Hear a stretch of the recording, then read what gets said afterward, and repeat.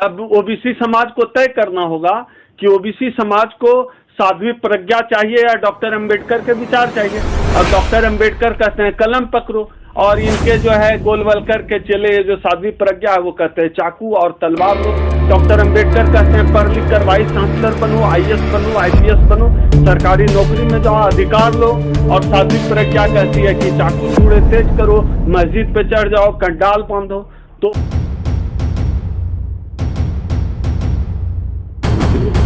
Sir, आप पिछड़े वर्ग की लड़ाई लड़ रहे हैं, उनके जाति जनगणना की बात कर रहे हैं। आप लोग दलित समाज से आते हैं, आप दलितों की समस्या तो उठा नहीं पा रहे, और आप फटे में टांग अड़ाने वाले को कहावत कही जाती है, और वही लोग आपके सिर पर डंडा बजाते हैं, और डंडा खाना आपको अच्छा लगता है। देखिए, जब मंडल कमीशन आया था उस दौर में भी ओबीसी समाज की लड़ाई, ओबीसी समाज के आरक्षण की लड़ाई जो है उस देश के एससी समाज ने ही लड़ी थी। और आज भी जो है जब ओबीसी आरक्षण खतरे में है, एससी समाज ही लड़ाई लड़ रहा है। आपके इस बात में कोई शक नहीं कि जो है ओबीसी समाज अपने ही आरक्षण के खिलाफ खड़ा होता है, ये बिल्कुल सही बात है। और मंडल कमीशन के दौर में हमने देखा है कि ओबीसी समाज अपने ही आरक्षण के खिलाफ था और एससी पर डंडे बजा रहा था, जब एससी जो है ओबीसी की लड़ाई लड़ रहा था।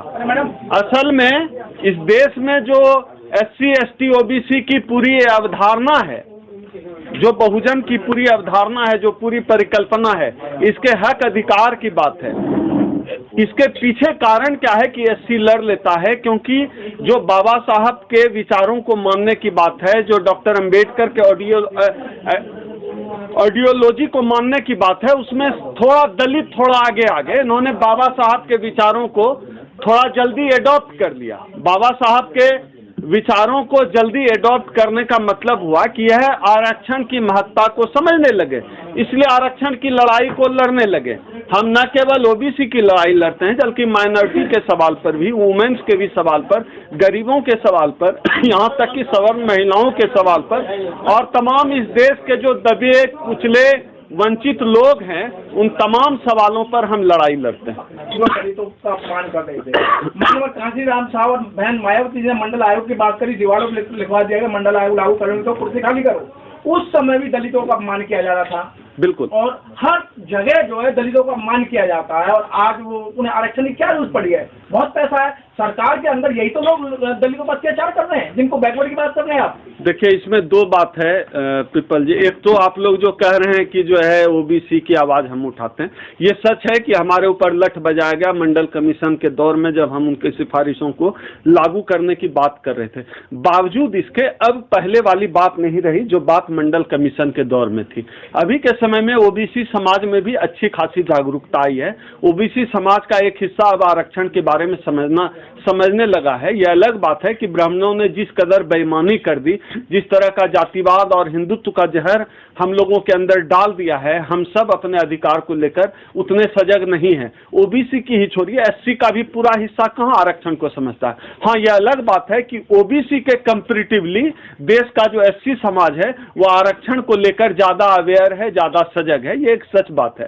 लेकिन हमने तब भी लड़ाई लड़ी थी आरक्षण की, अभी लड़ रहे हैं और लड़ते रहेंगे। आदिवासी समाज भी कहाँ लड़ता है? आदिवासी समाज का भी आरक्षण जो है देश का शेड्यूल कास्ट ही बचाता है, लड़ता रहा है हमेशा से। इस देश का इतिहास संघर्ष का यही है, तो हम लड़ रहे हैं, हम लड़ते रहेंगे।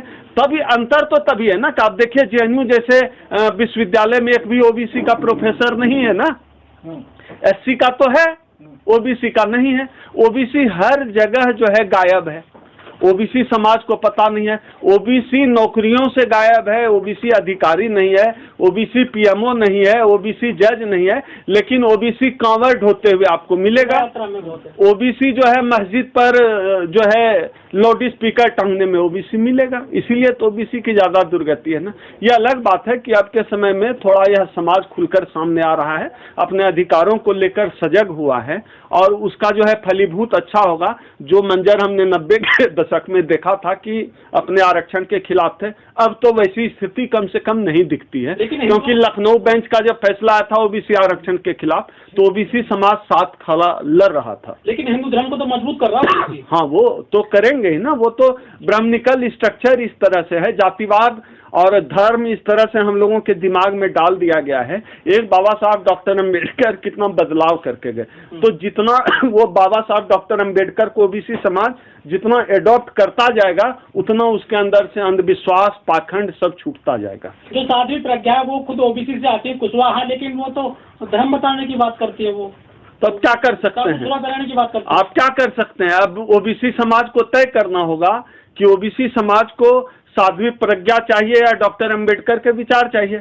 अब डॉक्टर अम्बेडकर कहते हैं कलम पकड़ो, और इनके जो है गोलवलकर के चेले जो साध्वी प्रज्ञा है वो कहते हैं चाकू और तलवार लो। डॉक्टर अम्बेडकर कहते हैं पढ़ लिख कर वाइस चांसलर बनो, आईएएस बनो, आईपीएस बनो, सरकारी नौकरी में जाओ, अधिकार लो।